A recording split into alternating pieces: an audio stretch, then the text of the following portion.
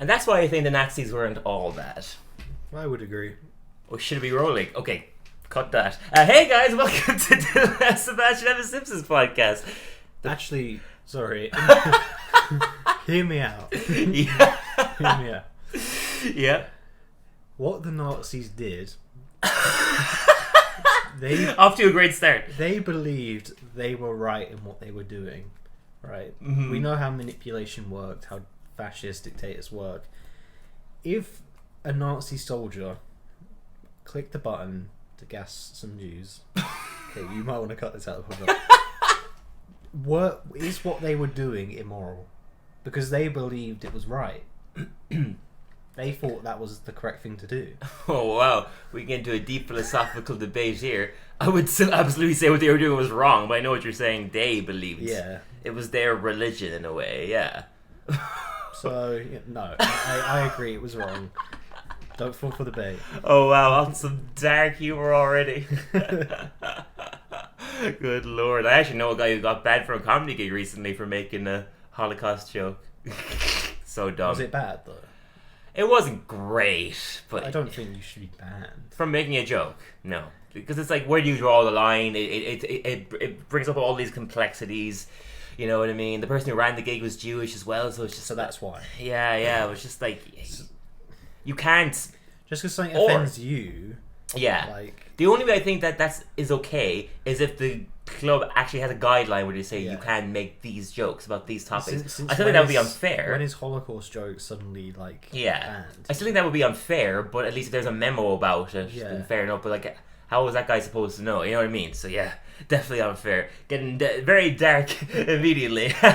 Why not? But yeah, guys, welcome to Dillon and Sebastian and the Simpsons podcast, the podcast myself and Sebastian do to get Taika Waititi's attention. And it started off dark. Fair to say. So let's brighten up the mood a bit and talk about a murder. Yeah. Well, it's the tamest murder you can get, really, in this episode. Yeah. Very, very innocent. But yeah, will we just jump in? Yeah, let's do it. Let's do it. So yeah, this is... Big Knives Out 2 vibes. Knives Out 2? Yeah, I guess so. I kind of felt it was more so Death and Denial related. Yeah, because of the boat and everything. Yeah, definitely inspired by all those things. Murder mysteries are really blowing up recently. They kind of are coming back. They're having a renaissance. Yeah. You see the cast for the next Knives Out movie? No. Gigantic. Really? Insane cast. Yeah, like... I still prefer the first one. Oh, same. Yeah. I'd still think Glass Onion is great, but yeah, Knives Out is fantastic. I'm happy. Ryan Johnson and Daniel Craig said they never want to stop making movies about that detective, and I'm totally fine with that. He is pretty cool. He's a great character, and Ryan Johnson's just a fucking great writer and director, so I trust them completely that they won't stop doing it unless they run out of good ideas. You know what I mean? I also really hope they bring back Hugh Grant, because they teased him in Glass Onion that he was like Benoit Blanc's husband. Yeah, I really want to see more of that dynamic. But yeah, we jump into the episode straight away. We see that Marge finds discarded mail from years ago of their stimulus checks that they were meant to cash during the pandemic. And Marge said, should we spend it now or wait for the next one? Which immediately made me think of an intriguing question for you. Do you think there'll be another pandemic? No. Yeah, I don't either. Because it depends how you define pandemic. I think... I would say to the same level of like what the 2020 lockdown was. I think there will be a virus, but I don't think any governments can afford to do that again. Have a lockdown. So I guess no, I don't think there will be in that sense. Yeah. Because, America injecting trillions of dollars, which has now brought their economy down. We Same as every place else. Yeah, no, I totally agree. Yeah. I mean, that's why I asked the question, and that's why I don't think they would either. The government can't afford to do that again. Absolutely not. Yeah, absolutely not. No, I agree. They control us now. Yeah, it's true. It's just the truth. But yeah, Lisa says she knows how to spend it, but it'll take some finessing from Homer. We didn't say that they're all on their way to a cruise. They convinced Homer that they're going on a regular cruise with absolutely nothing about it he would hate. We just see that the boat is titled The Pacific Princess Leia, and it's pop culture themed. And a song starts playing as Homer's begrudgingly going through the whole cruise. He sees a Chewbacca sunbathing, play pick a ball with Doctor Who event. And the person singing is saying that it's a place where a Wolverine t-shirt in a tux a Wolverine t-shirt is a tux, and everyone knows a new Star Wars sucks. The drinks are all virgin, just like all the guests. I was confused by the song because I thought I'll definitely include it in the audio because it was great, but it sounded like Homer. the singer. And I thought it was Homer singing. I was like, that's weird because he sounds happy I about thought it. it was as well. Yeah. At first. Yeah, and then they cut to the captain and we see it's not. But It sounded like Homer. it was obviously the same voice actor. But he was doing a very similar voice. Yeah, I found that very odd. You shouldn't make any character sound similar to your main character. True. It's just going to be confusing. Yeah, like, I understand voice actors only have so much range, so they might repeat a similar voice sometimes. But like your main character, don't touch it. You know what I mean? Yeah, 100%. Yeah, like Trey Parker can't have any character in South Park sound similar to Cartman because that voice is just too iconic. You know. But yeah, Homer stops him being like, stop this loving homage! And he threatens to wedgie, swirly, and purple their nurples. Which immediately reminded me of him that Homer goes to college, just like hating all the nerds. So good. What was that? Love it. Oh, fantastic, yeah. We see Lisa is elated to see Taika Waititi is on board and tells him he's her favourite on-screen Hitler. Right back to the Holocaust references, he just goes, take that, the late Bruno Ganz. Who's your favourite on-screen Hitler? Probably Big Adolf question. himself. Movie, actor playing him, yeah. You know, all the stock footage. Like, he does it so well. I know what you meant. We're gonna get freaking demonetized. No. But yeah, I don't. You don't have an answer? I haven't seen enough Hitlers. No? I would say Bruno Ganz, the one that he made the reference to. Have you not seen the movie? Oh, what's it called again? Downfall. Oh, he is fantastic in that film. Unbelievable. That's the one where the meme comes from, where it's like Hitler like just roaring at a guy. Yeah. They changed that such like early 2000s subtitles. internet. I know, yeah, long clips. But yeah, that is a great movie. She says, Taika Waititi says that she'll love him in his new $300 million streaming show, Murder He Swords. We see it's just him as a detective in like the early 1700s, and he just goes, the murderer is the Black Plague again. What do you think of Taika Waititi's involved in this episode? I'm indifferent because I'm not really a big fan. Really? Yeah. I love Taika Waititi, man. I'm not really a big fan of him as a person either. Not that he's a bad person, I just don't catch the vibe. I don't know. You just don't find him particularly funny, or? Yeah, don't find him interesting. Like, do you like his movies? They're okay.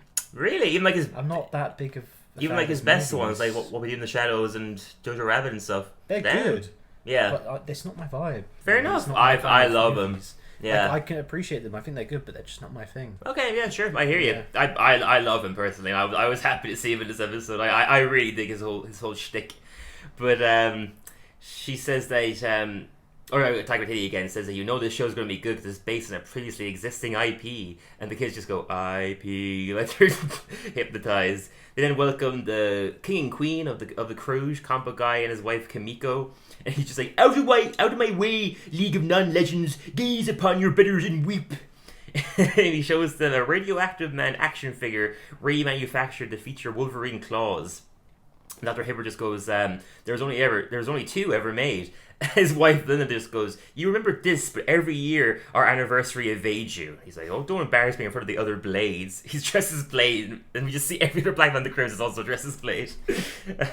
Then Bat reveals that he no longer likes Comic Book Guy, as he went to his store 2 weeks ago to show him a comic that he drew. We get a flashback, we see him showing Cross-a-Gator, a comic that he made. On the cover it just says, Chomp, it's time to eat Skinner for dinner. He says to Comic Guy that he's half gator, half alligator, and full prankster. And the Comic Guy says that he's gonna fax it in right away to his friends at Man You Suck Publishing, and he just immediately puts it through the paper shredder. Fucking asshole to see a 10-year-old child. Horrific. And then Bart says that he'll get his revenge on him. Then at dinner we see the family are dressed up like the Addams Family, which I thought was great. That was good. Yeah, very good animation. And Homer says he doesn't get why he can't be Uncle Fester because he's already bald and also owns several black moo-moos. I actually think that they missed out on an opportunity there. If Grandpa was on that cruise as well, he could have been Uncle Fester. That's true. He would have been perfect as him. Yeah, that would have been so good. He asks he asked the waiter if the food here has any punny names, and he goes, no, it's like any other cruise. Infinite food for pointless slobs. You ever been on a cruise? Have I? No. Maybe you're a kid. No, I haven't either, but I think it's good if you're old. Yeah, I think so too. Yeah, it's something to relax and stuff. Yeah, if I'm on a holiday, I want to see the sights, not just being on a boat. You know, it makes sense. Like you get to see a lot of places sometimes, but yeah, you visit them obviously. Yeah, but you're mainly on the boat. Yeah, just eating like a slob. Yeah, I think they're cool, and there's some boats that are like whole towns. They're so big. Oh, like, insane! Yeah. Absolutely, like shops. Yeah, cinemas, bowling alleys, like loads, like everything. Yeah, if something was offered to me, I would obviously do it, but I wouldn't pay for it personally. No. I only bring it up because I remember my mom and my stepdad went on a Disney cruise for their honeymoon, and exactly what you mentioned. Like, it's a gigantic town. But the food and drink was all prepaid for, so it's just like, how could you not eat like a slob when you know that you have to. You're not paying for it? Like, it's all there for taking. Yeah. Insane. But yeah, we see Taika is eating alone to maintain energy for all of his acting, writing, directing, and smirking. And he says that his rider includes a cabin facing the sunset, unlimited Vegemite, and the top tier of any seafood tower. I know you're a big Vegemite fan, aren't you? Just keeps going back in the episode.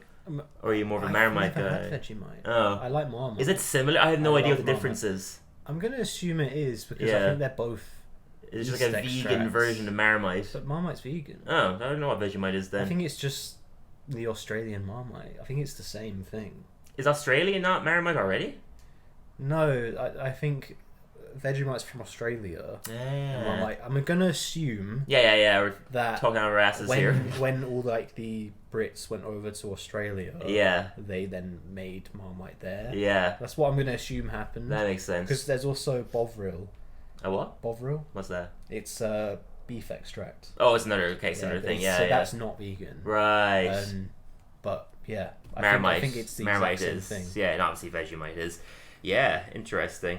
He then displays, Compa Guy displays the radioactive X-Man, also known as Wolveractive Man and Radio Wolverine. But Bart tells Compa Guy that he hopes someone destroys the thing he loves most someday. And the lights turn off, and we go back on, and we see Radioactive Man's head is gone. Compa Guy just grabs the head and goes, "Speak to me, oh headless radioactive collectible." And Mel says that he thinks that Bart did it as he had the recipe for murder. Motive, means, and he's a notorious stinker. They then spot that there's three tiny scratch marks on Bart's cheek.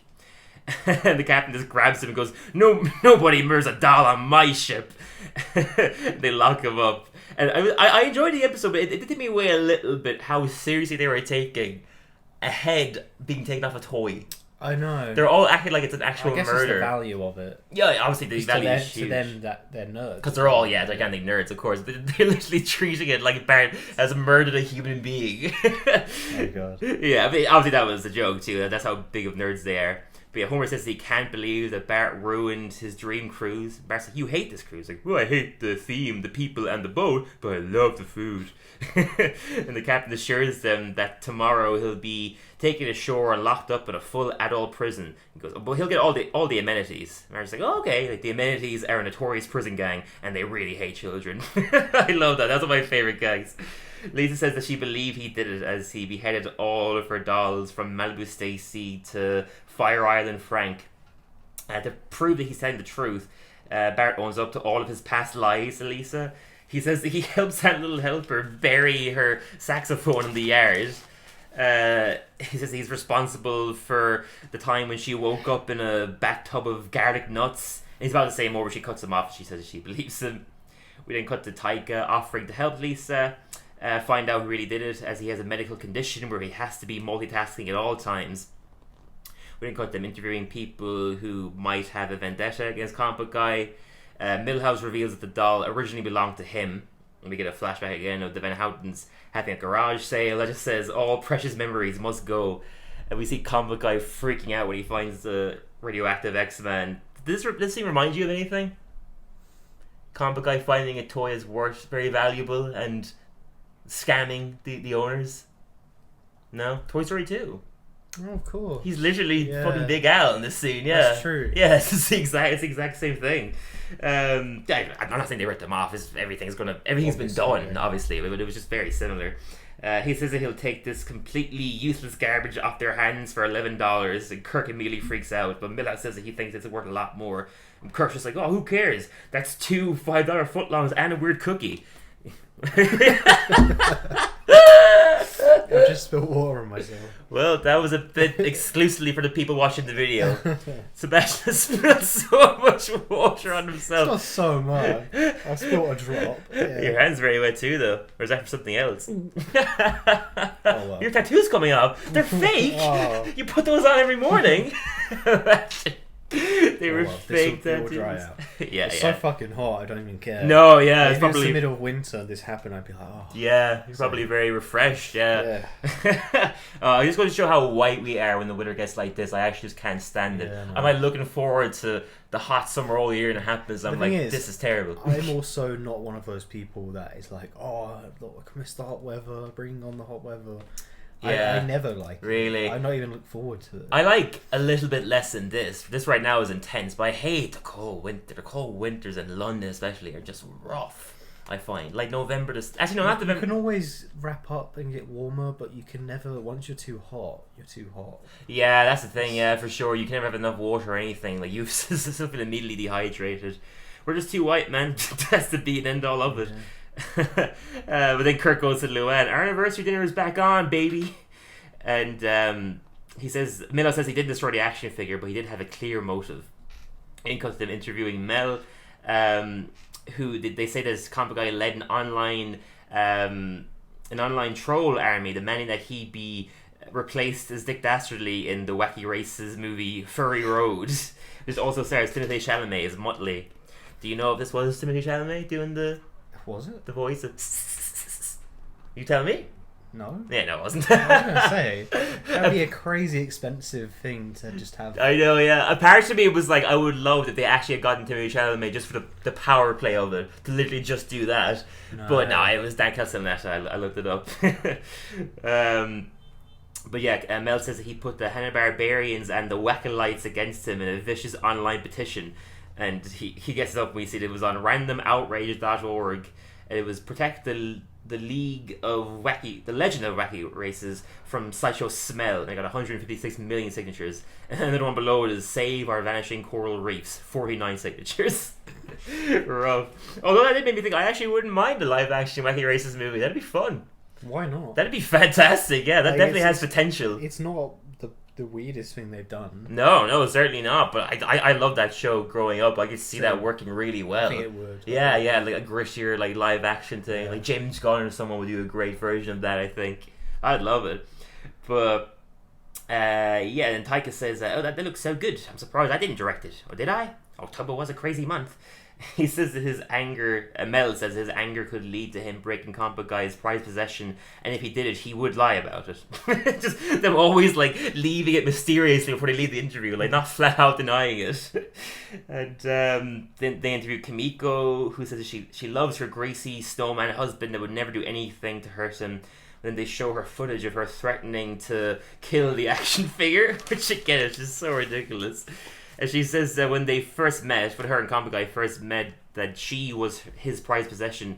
But now when they make love, he calls out the doll's serial number. It's just ridiculous. We then see that we got to Lisa cleaning up a mess that Bart left in the cabin. And she finds the radioactive man head. She says to Marge and Homer that her trust in Bart has gone. And Marge goes, sometimes no matter how much you love someone, they're just going to let you down. Homer goes, for your mother, it's me. So happy. And she says to get some sleep because Bart will still be horribly guilty in the morning. And they leave and Rainier Wolfcastle shows up at the door. And says that he was wearing his night vision goggles when everything went dark. The same goggles that he wears in his upcoming film, The Night Vision Goggler.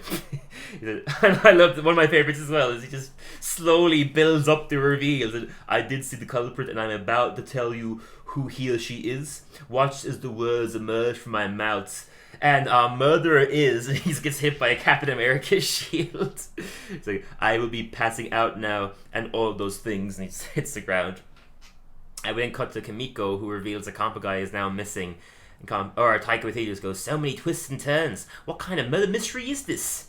He says that he knows who murdered the toy. And he just needs an audience to watch him milk the big reveal. He reveals in front of everybody on the cruise that it was Compa Guy, based on a hunch he has upon discovering that he has the doll insured for £935,000. But very random, it was like that he insured it in London. It was a very random detail.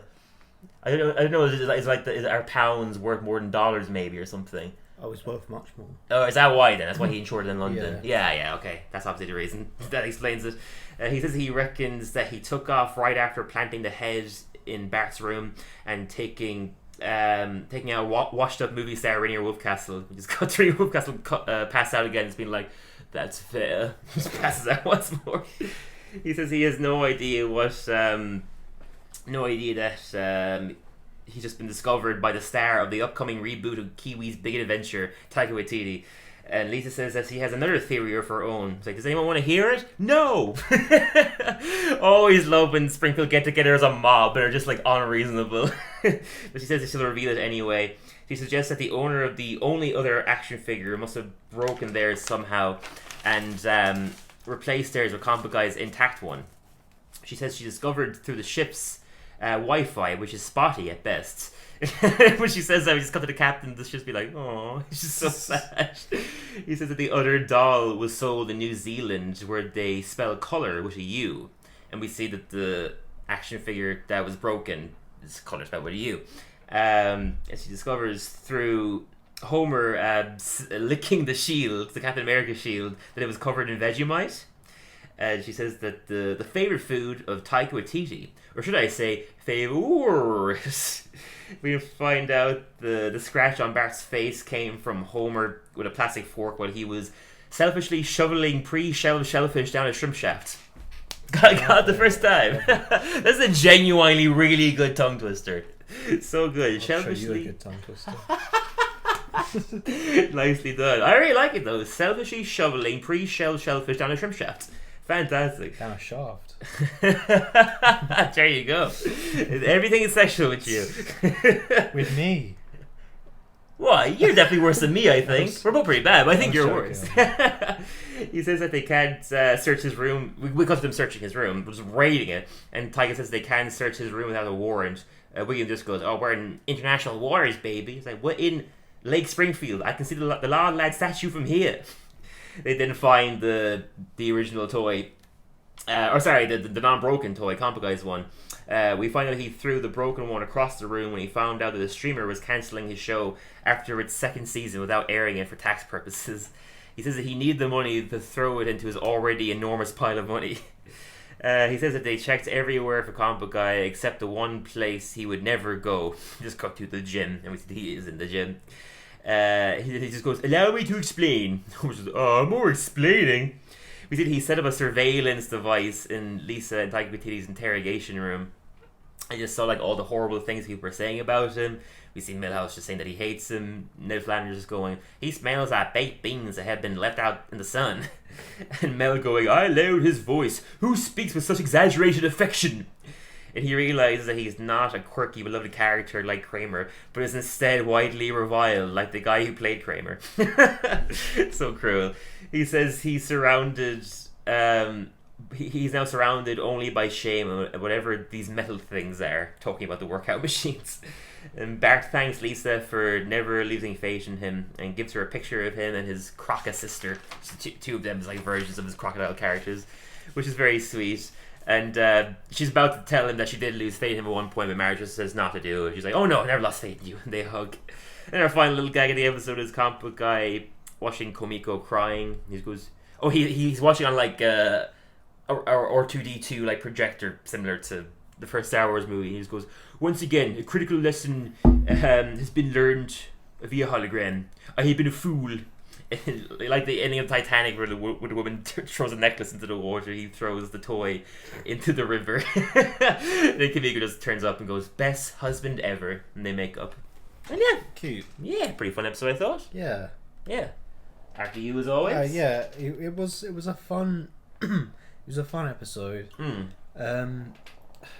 It's hard to say how I feel about this episode because even the Simpsons have done like murder mystery type episodes before. Yeah, usually Mr. Brains being the best example. I actually didn't make the connection. Guy have a really good one as well. I would probably say the best episode of Family Guy in my opinion. Yeah. And then there were fewer. But this was a solid episode. I don't think it was mind blowing. No, like the reviews the reviews are really good. Oh really? From what I saw. It's very fun. But fun it was fun. It was cute, and it was something I would say we needed. It's nice to like go out of Springfield, even though they were just in like the harbour, but it felt separate from Springfield. Oh, it was a cruise ship. Like, I mean, there was a huge ensemble of different Springfieldians there, but yeah, it felt different. But yeah, it was a good fun episode. There were a lot of funny moments. Definitely. It was nice that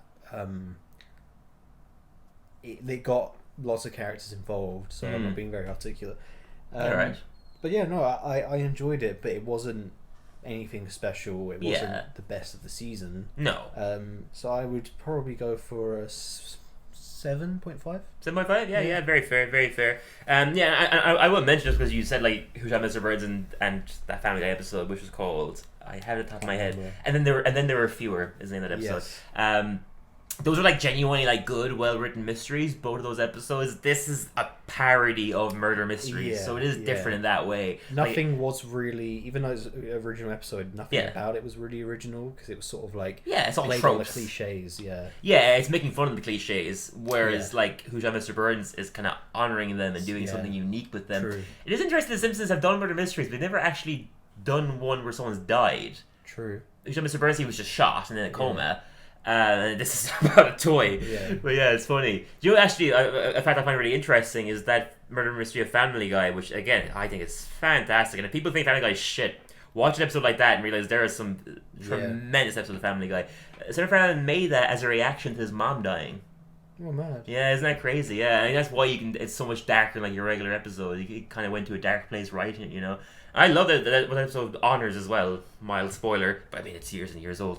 Is a bunch of characters die in that episode and they stay dead, which I really like. Kind of like semi-major characters. Yeah, which I thought was super cool. But yeah, I gave it an 8. I liked it a little bit more than you did, but pretty similar opinions. I thought it was very fun. I said personally, I thought Taika Waititi was great. I thought his involvement in the episode made sense because you know, like sometimes they bring in a celebrity playing themselves, it's just like, why would they be there? But it did make sense. This big pop culture themed cruise would hire a celebrity to turn up.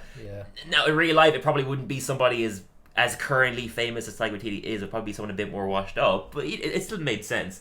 I thought the whole Death in the Nile, like murder mystery parody, was very fun, and the way they played against those tropes, I found very entertaining. And the fact that it was just a toy and all these nerds freaking out about it made it really funny. I thought the twist was actually good. I didn't see the whole Taika Waititi thing coming. I thought that was well done, like with the color and everything. I thought that was actually a good twist. I said that the fact that it was a toy did make it hard to take the murder mystery seriously, but I feel like that wasn't what they were going for anyway. And lastly, just being a nerd myself, I did love all the pop culture references throughout. I found that very entertaining. And it was like Waititi playing an exaggerated version of himself and making fun of like how hardworking he was. I found very funny just because I'm a fan of him and I know what he's up to. Because if you look at his IMDb, he has so many projects on the go. So many. It's mental. It's absolutely mental. Really exciting ones too. Like I see he's making a remake, a live action remake of Akira, that anime movie. Yeah, I think could be interesting. It has potential. Yeah. And he's also doing a Time Bandits movie. That film from the 80s of like Terry Gilliam, like some of the Pythons made. So some exciting projects that I'm definitely intrigued by. But as like you said, like definitely like an insubstantial episode, like not the best of the season, but like fits in perfectly in the middle of the season. Good fun for sure. Yeah, I enjoyed it. Yeah, let's jump to the news then. 3 pieces of news this week. 3 pretty interesting ones. Them predicting the future once again. A 3-eyed fish was found on the coast of Greenland. I'm sure there's probably other 3-eyed fish that exist. I guess so. It's the first I've ever seen. We haven't discovered 80% of the ocean. Yeah. There you go. There's some weird shit in the deep sea. Like I'm sure there's. They're definitely there. Yeah. But this is the first I've ever seen of it being discovered. Anyway, if it was a 3-eyed fish from nuclear waste, because of nuclear waste, that's a different story. Yeah. No, it was the coast of Greenland and Denmark, which I'm sure was like nice, clean waters. They just found 3-eyed fish. But yeah, crazy. Scientists are currently investigating to find out how it gained these 3 eyes, so very, very interesting. So this piece of news I thought was so stupid, but it made me laugh. Is the Guns N' Roses bassist Duff McKagan went viral because he claims that the show named their beer after him and he demands credit for it. Isn't that so dumb? He went viral online, I think mainly on Twitter, for saying that. Like, even if that's the case, he doesn't owe them anything. I know. It's just a name. It's as You know well. what I mean? Do you know of the band Easy Life? Easy Life. Never heard of them, no. Bit indie. Sure. Make some nice music. But they had a lawsuit filed against them by EasyJet, and EasyJet won, and they had to change the name because their name was Easy Life. What the fuck? You can't trademark the word easy. Yeah. That's ridiculous. I know. What did they change it to? I don't know. Is it similar or like totally different? I don't know. Yeah, okay. But yeah. That's so dumb. I know. You can't trademark it. The same with this Duff McKeegan, guys. He can't trademark his own There's name. many people called Duff. Yeah, exactly. I mean, it's not the most common name in the world, but like, you can't trademark that. You can't trademark your own first name. Yeah, even if it was inspired by him, it's like they don't owe him anything. No. It'd be like if I made a TV show and I named the character Sebastian. I wouldn't owe you anything. You don't own the rights to your name. Exactly. You know what I mean? It's mental. Yeah, and this last piece of news. Oh, sorry, there's actually 4 pieces of news this week. Damn. Yeah, lots of interesting stuff. This one is also pretty creepy. I won't deny it. Look it up. It's pretty wild. There's a recently unearthed ancient Egyptian coffin. Found an image on it that resembles Marge Simpson. I saw this. Isn't that pretty wild? I saw this, yeah. That's I pretty didn't know wild. to believe it at first, but I also, when I did look at the picture, I thought, well, it could be something else. I mean, it clearly is something else. It's just weird that the color scheme is so similar. It's similar. Yeah, the blue hair, yellow skin, and green clothing. It is funny how, but you know, obviously then people immediately blew up online being like, oh my god, Simpsons are ancient Egyptians and everything else, and the theories blew up even more so. And obviously I don't believe it, it's just a coincidence. Just be laughing to himself. Oh, they all think it's hilarious, yeah, like these theories that they're time lords and all that nonsense. They think it's so funny. But yeah, it's just crazy how stuff like this keeps popping out. It just makes me laugh. And finally, a sad little piece of news is Nancy McKenzie, who is the Latin American voice of Marge Simpson, has passed away at the age of 81. Damn. Yeah. When I first saw it, I was like, whatever. I mean, she's not our Marge Simpson. But I checked the comments on Facebook, and so many people were being like, oh, she was my first Marge Simpson. I grew up as a Latin American speaker, and like, you know, she was my childhood. And so like, oh, that is sad. You know, a big community of people lost their Marge. You know, yeah. So yeah, may she rest in peace. But yeah, lots of interesting news I thought this week. For once, it's nice to have it. Some weeks I only have like one thing, so that was cool to have. But yeah, let's jump into Seb's classics then. Yeah. So I went for Much Apu About Nothing. Much Apu About Nothing, season 7. Standout episode. The social commentary is obviously like even more current now.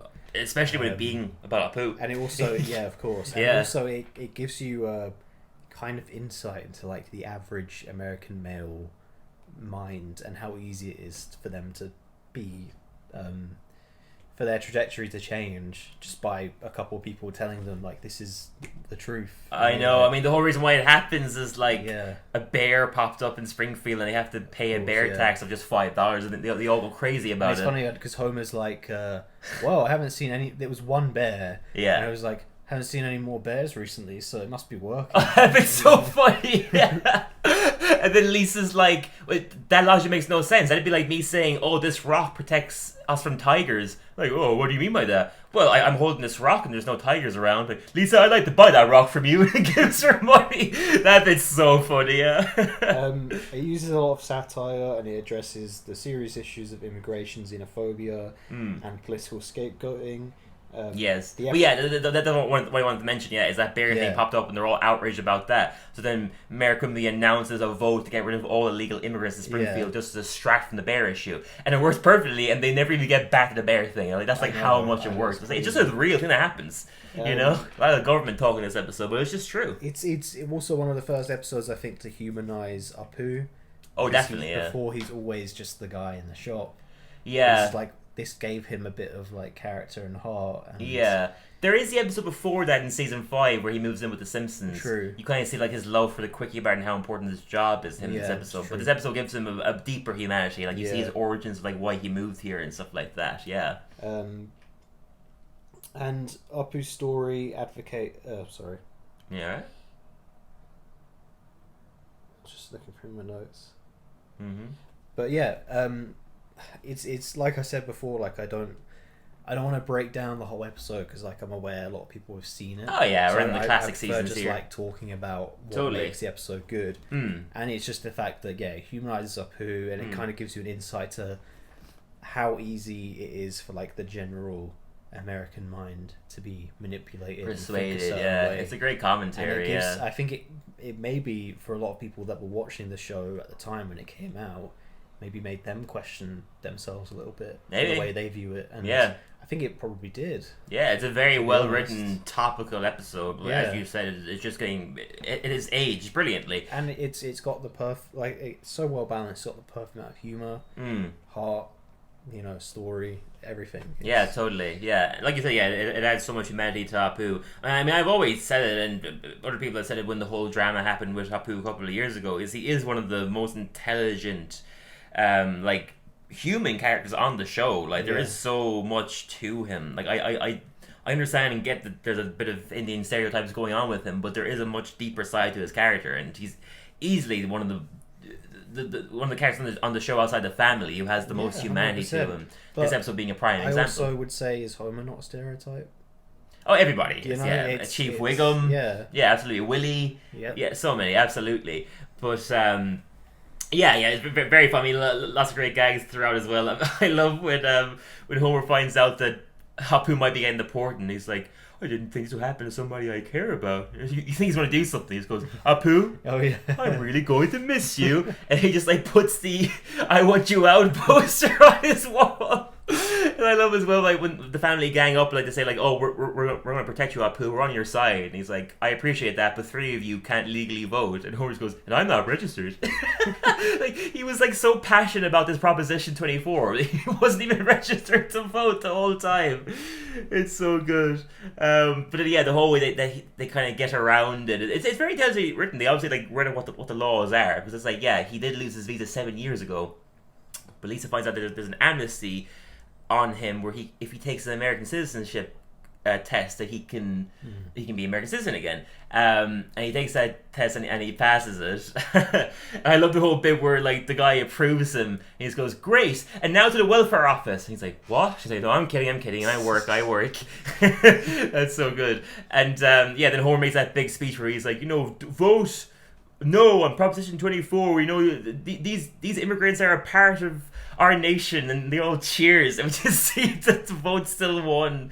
95%. 95%, yeah. But thankfully, because of Apu passing that quiz, he didn't have to leave Springfield. We did a cut at the very end, the final gag, just like Willie on the boat. It's like, English. Very, very funny.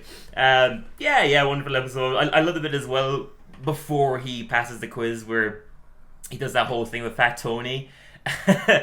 Making him pretend that he was born in Wisconsin, making all these like illegal IDs for him, all these fake IDs for him. He's like doing like an American voice, like, oh, hello, Homer. Great voice acting from Hank Azaria in that bit, because he's actually an American person doing an Indian accent, doing an American accent. It's very, very well done. The Simpsons rarely have gags that date themselves. This gag immediately dated itself. He's like, yeah, true. My god is no longer Ganesh, the elephant god. It's like, it's now Tom Cruise and Nicole Kidman. It immediately dates itself because it obviously was written at a time when they were married, which is long in the past, obviously. They really had jokes that date themselves. That was one immediately that stuck out to me. But that's pretty much it. So many fun gags throughout, well written. 9 out of 10, I gotta give 9 out of 10 as well. It's one of those episodes I forget about, to be honest, because... Oh, I just spilled water again. I have a drinking problem. Clearly, easy on the water, man. Too much H2O.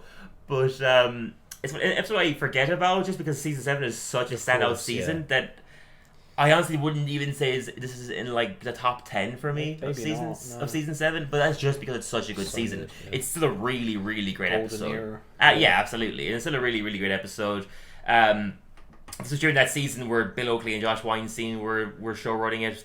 They did season 7 and 8, and it's just one of those ones that stand out of because they're things they always wanted to do, episodes that focused on characters in a different way, and this one is a prime example of that. So I'd agree, 9 out of 10.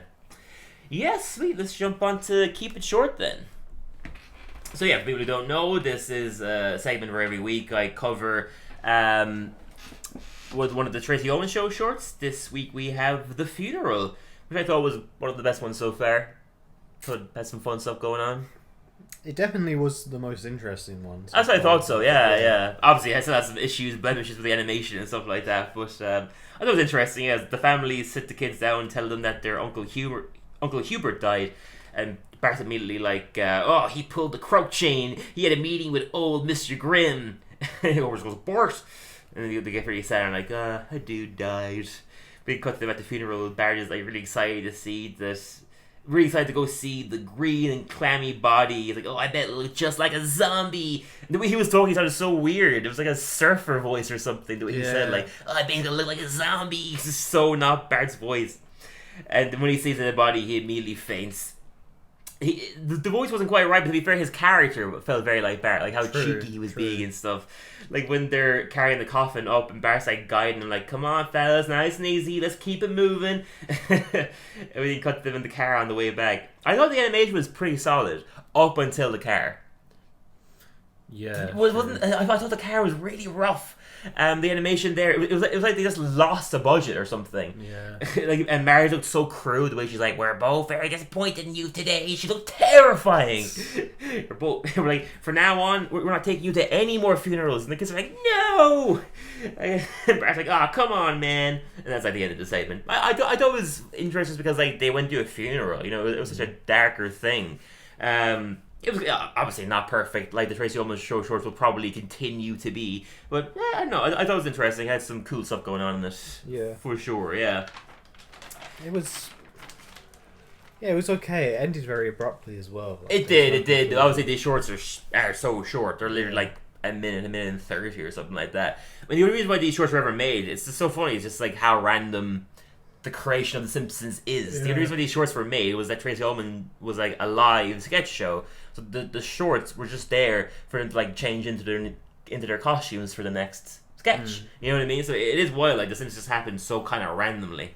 But yeah, let's jump into recommendations of the week then. Rock, paper, scissors as always. Rock, paper, scissors. Hey, come on, victory for one. Let's go. Maybe only your third or fourth time winning, but hey, you're coming up. I would like to recommend. I've seen it once before, and I watched half of it last night and fell asleep. Yeah. Well, I didn't fall asleep. Great recommendation. I watched half last night and fell asleep. But I'd seen, you were just tired. I'd seen it once before, and it reminded me of how good it is. Yeah. And it's leaving Netflix soon. Oh shit. Human Traffic. Do you know of this film? No. Has a very young John Sim in it. Oh shit, yeah. Hello, John Sim. Great actor. British movie about like the early 90s like raving and ecstasy scene in the UK. Yeah. And it's like a social commentary on how people live for the weekend. Yeah. And especially our generation. Totally. And the generation before us. And it is just a mad film. Like if you love quirky, quick, interesting editing, and like films that will never fail to just like surprise you with how weird they are, but still being grounded. Watch this film, you would love it. You would absolutely love it. Definitely took my attention there. It's leaving Netflix soon, so definitely check it out. It's phenomenal. Nice. And like it's got like a young Danny Dyer in it. Oh wow! I didn't know he acted. A really young Danny Dyer, like an 18-year-old Danny Dyer. Yeah. Wow. Okay. And he's really good in it. Damn. Fair enough. I never would have thought I'd hear that. He's still a geezer. Yeah. He's making himself, really but does well at doing it. Yeah. Nice. There's a lot of very young cast in the movie that go on to be quite big, and it's just such a like unique film. Such a unique film. Yeah. Nice. So yeah. 100% recommend that. Awesome, you definitely got my attention. That sounds great. I mean, I love Johnson. Is he the lead in the movie? Yeah. Awesome. I mean, fantastic actors. So yeah, definitely caught my attention. You might kill me, but I have 3 recommendations this week. One is like the last one I'll do is like you'll get why I did 3. Yeah. But the first one I'm going to do Turning Red. Wow. The Pixar film that came like 2 years ago. Yeah. The reason why is I was originally going to recommend Inside Out 2, but it's just doing so well that like it doesn't need a recommendation. And it is a fantastic movie as well, though, and it just reminded me of how much I love Pixar. And it made me want to go back to I hadn't seen their last 2 films, Turning Red and Elemental, because they didn't have a wide cinematic release because they were kind of pushing people to go on to Disney Plus. which they're thankfully not going to do anymore. They said they're going to do wide releases from now on. But I think that was the reason why like I wanted to recommend Turning Red, because it kind of just like got lost in the whole streaming nonsense because it didn't have a large cinema release. Because to me, Pixar movies are events. I want to see Pixar movies in the cinema. You know what I mean? But I ended up watching Turning Red, and it's a really good movie. It's unfortunate how like little it got seen. It's about a girl who turns into a red panda, but it's clearly kind of a metaphor for like, you know, turning into a woman and your periods and stuff. It's very well written.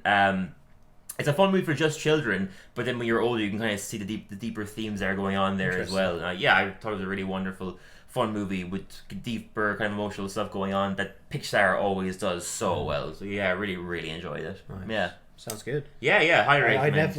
I obviously saw it advertised, but I never thought about it. No, me neither really. I only decided to go back and watch it because of Inside Out 2 and I had a have great been in time. a Pixar mood though recently. I rewatched Monsters Inc. Oh, nice. It's Fantastic. obviously Yeah. one of the best. Absolutely. Top 5 Next easily. recommendation is Boiling Point. Yeah, Not the series, the TV show. The movie. Oh, sorry. Yeah. The movie, yeah. Sorry, I haven't got around to watching the TV show yet. Right. But the movie, Stephen Graham. Yeah. You rewatched it recently? You seen it? No, I haven't. Yeah. I rewatched it recently. It's all one take. Very much like it. The Bear vibes, but UK. Yeah. And it's just Could be like, inspired by it. It's just intense and like I feel like whoever wrote it definitely worked in a restaurant before. But sure. It feels very raw, very real, especially like being in one take. You kind of feel like you're there in the very like stressful restaurant. Yeah.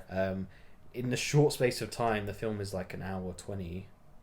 But in that short space of time, they managed to give so many characters like heart and story. Nice. And it's full of surprises. And also things that you can like predict, but in the sense of like how you can predict in a play. Like when you watch a play and they sort of deliberately show you something because you know it's going to happen in the future. Yeah. Chekhov's gun. Yeah. Interesting. I need to check it out. It has elements of that, but it doesn't spoil it. Yeah. Fantastic. And Stephen Graham, man, you can't go wrong. Sensation actor. One of the best British actors ever to do it. Absolutely, no, such a great actor. Just has such a thing about him. I couldn't even tell you what it is. He just has an aura. He does. You look at him when he's on screen, like, you know, absolutely commanding. You just made me think of something there. Actually, is the Bear could very easily be inspired by Boiling Point. Very easily, but then Boiling Point turning itself into a TV show is probably inspired by the Bear. Maybe. You know what I mean? That's interesting, isn't it? Weird circle. Yeah, a little circle there. Yeah, I never made that connection. Maybe the Bear now makes a movie. Maybe I think Jeremy Allen White has said that he sees the show concluding with a movie. It could. Yeah, it would make sense. Yeah, totally. So that'd be super cool. But yeah, my next recommendation is An Object of Beauty. Steve Martin, a novel that he wrote actually that I just read recently that is not well known. I mean, it was written years ago. Not well known. Really, really enjoyed it. It's not super like you think I'm saying Steve Martin's gonna be like a super funny book. It has jokes in it, but like it's not like consistently a comedy. Just a really wonderfully well written novel. It's about these two, a guy and a girl who get involved in the art world in New York City, and it just kind of follows like their two journeys, their two very different journeys, about trying to make it in the art world, and like they're like kind of doing some illegal things to try and get paintings more attention. Like they're like go to like those bidding places and pretend to bid so that other people bid higher and stuff like that. And it's just a very great dissection into that world, which I knew nothing about. You can tell Steve Martin did his research, or maybe he's just really interested in that world already. But it's just so it's well written, interesting, and strange. The way they develop the characters is very good, and even when they do these like kind of legal, like morally questionable things to get money, you get why they're doing it. You know, you see eye to eye with them. Just it's a really well written, interesting. Surprised it's not a movie. Yeah, I was surprised too. I did see on his IMDb that there's like a movie waiting to happen. Absolutely, yeah. It's an old book. I think it came out like 2004 or 5 or something. I did say on his IMDb that it's on like upcoming projects. Like maybe they're making it eventually, but there's no like cast or anything yet. But it would definitely make a great film. But it's also kind of relaxing to read. It kind of had like a Woody Allen quality to it. Yeah, because like you're hearing people talk about like they're going to a museum looking at art and discussing why the piece moves them, and there's like this New York lifestyle, and it was a fun light read. It's only 295 pages, so it's a smaller book, and it's just a quick fun read. I actually might need to check this out. I recommend it. Yeah, I got it on Kindle. Do you have a Kindle? I have a Kindle. I got it on Kindle for 86 pence. That's how That's not great. well known it is. So yeah, I would highly recommend. Yeah, really, really fun book. But yeah, you probably don't have a third one, do you? I have a cheeky third. Oh yeah, one. go for it. Since Since I have a cheeky since third you one. do. Yeah, let's do it. I'm gonna recommend an artist called Uyama Hiroto, who is His name rings a bell. Yeah. does it? K-pop band? I'm just kidding. Japanese spiritual jazz musician. I have heard of him. Yeah, I'm not sure Um, how or who from, but yeah, I have heard his name before. But yeah, he makes. He plays a lot of instruments. I mean, he makes the clarinet sound beautiful. He plays piano. Multi-instrumentalist. Nice, wow. Spiritual Japanese jazz. Mm-hmm. It has that element of like, I don't know, when you listen to music and it just sounds like Japanese, like old school Japanese, like has that element to it, which is really relaxing. So yeah, recommend that. Awesome, man. Yeah, I'll check him out. Sounds like I'd like to hear it. Does he sing it all, or is it just the music? It's just the music. Yeah, which I know you love. He has so that's interesting. people singing sometimes. Oh, okay. But sometimes it's just the music. Usually just the music. Usually. Yeah. No, super interesting. But yeah, my third recommendation, you'll understand why I didn't like making an official one, is I know it's a movie everyone's seen at one point, probably. But I recently, with my brother, while I was back home in Ireland, I rewatched Wallace and Gromit: The Curse of the Were Rabbit. And, oh my god, what a masterpiece. Just a great film. I know, man. Oh, it's so good. Yeah. And you know what, I mean, that Wallace movie... and Gromit is in 10 general, out of 10, yeah, in general, but The Were Rabbit is just like their magnum opus. It's just 100%. a stunning film, yeah. And I can understand why they never made a movie as long as that one afterwards, because you can tell it just took it out of them. I mean, I was reading about it on IMDb afterwards. It took them 5 years to make that movie. It takes a very long time. Of course, yeah, but you can see the humanity in every single movement. You can see it's a real human being that made all that clay move. You know, watching it made me not fear AI as much, because AI could not do that. No. Because you can just see the humanity and the real human... I don't think so. The real human work. It just looks too inorganic. But wasn't Gromit just... You can see just the love that was put into it. It makes you feel good. Amazing, man. Yeah, it's just a beautiful film. Yeah, just I love fun. Shaun the Sheep. Yeah, I love Shaun the Sheep too growing up. Yeah, great show. I love everything Aardman does. Aardman just has like just this warm feeling it gives you. Not like anything else. Yeah, totally. Just as a great studio. I wasn't a huge fan of their movie Early Man, unfortunately. Yeah, it wasn't great, unfortunately, but everything else they've made is great. I think The Pirates is underrated. That's a great Never movie. seen that. Oh, that's fantastic. Yeah, The Pirates is great. Hugh Grant plays the lead in it, just absolutely brilliantly. Martin Freeman is his sidekick. Really fun movie. Yeah. But yeah, that concludes my recommendations. Let's jump into the questions. So yeah, just two this week. Pretty interesting ones. Captain Gingernut. Oh. You know, that is your buddy. Yeah. Hello. He goes, pretty interesting question. Who would Lisa vote for in the Jenny Leck? I didn't know that was a nickname you give. I never heard that. General election. It took me a second. Lisa would vote Labour. But for sure. She would also be smart, and if it was going to affect seats in her area, she would vote for Green Party. You know better than me. Yeah, that's for sure. I'm going to answer a different question because I don't know anything about British politics. Lisa is an American, so who would she vote for against Biden or Trump? She would vote Biden. She vote Biden begrudgingly. Yes. Yeah. Because she has to. Yeah, but obviously over Trump. She would especially vote for Biden because she probably loves Kamala Harris. Yes. Being, a woman vice president. So yeah, obviously. And the second question, my good buddy Alexander Ernest, as a very interesting one. It's the first time this has ever happened. I didn't know you could do this in questions on Instagram. And she sent a picture, and she just goes, discuss. Basically, the picture is 3 different versions of The Simpsons over the years. The first one is them in 1987, and it says Bart, mischievous son, Homer, angry father, Marge, mother, and Lisa, sister. That was the dynamic in 1987. Kind of like the Tracy Ullman Show early seasons kind of dynamic. Then it goes 1990. Bart, underachieving main character, Homer, idiot father, Marge, hardworking housewife, and Lisa, voice of reason. And then it jumps to 2009. Bart, idiot sidekick, Homer, idiot main character, Marge, space occupier, and Lisa, liberal douche. I would say that dynamic like happened. A very boomer meme. Yeah, but it's pretty true. I would say the dynamic happened way before 2009. Yeah. That Homer became the main character over Bart. You could also still say that the 1991 they are still that now. Yeah. Like, you know. Underachieving main character. I wouldn't say Bart's the main character anymore, but he is underachieving. Yeah. Homer is the idiot father. Marge is a hard-working housewife, I would say. And I think Lisa is the voice of reason, yeah. But then also, it's like, yeah, it says a 2009 liberal douche. I do agree with this 2009 one. Liberal douche. Well. Yeah. I think she can be a bit of both sometimes. Yeah. I mean, the thing is, Lisa is the most intelligent character, but then she also has like all these big beliefs.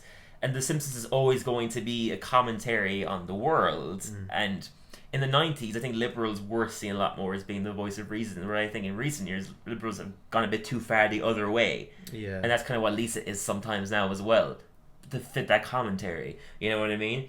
I think it's an interesting meme. I don't disagree with it, really. I wouldn't call Marge a space occupier. I think that's a very not well-researched statement. To an extent, sometimes she'll be in an episode without serving a purpose. That's true.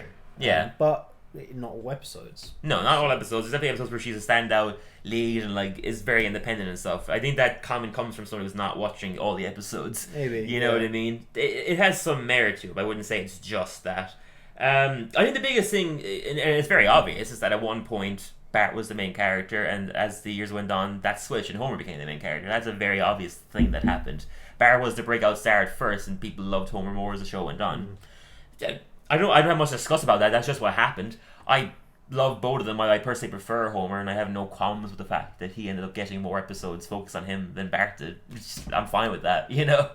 But yeah, it's definitely an interesting meme. Also, obviously, Homer being an angry father in the Tracy Ullman show in the early seasons, and then switching to being a doofus is very, very obvious. Also, I mean, the big thing that happened was that like David Silverman, you know, they got asked to make the shorts into a TV show. David Silverman looked at the shorts, the main director of the show, looked at the shorts and went, okay, these characters and their designs are quite crude. We want to make them lovable characters that the world can enjoy. So how do I do that similar design but make them kind of look cuter? So that's what he did, and it worked perfectly. And I guess they kind of saw, okay, the dad is a bit of a dick in these shorts.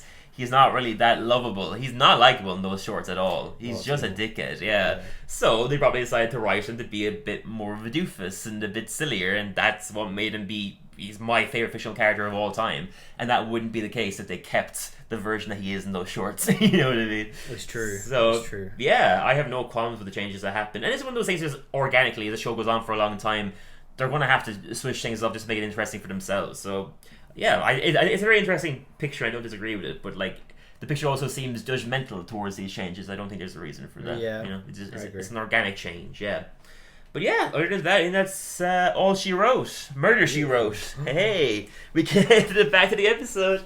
But yeah, great fun. Thank you guys as always for listening. And unless you have something else you'd like to add, I think that's kind of it. Just tell your friends. Tell your friends about the totally. Yeah, tell your friends about the podcast. Yeah, follow us on Instagram. Give us a rating on Spotify or Apple or whatever you're listening to this on. I know we have a random big viewership on Listen Notes, which I didn't even know was the website. That's like our third biggest one. So if you're watching this on, I have no idea what that is, but thank you. There's so many different podcasts channels, but yeah, Listen Notes people, give us a rating, and catch you guys all real soon. Ciao. Bye. Bye.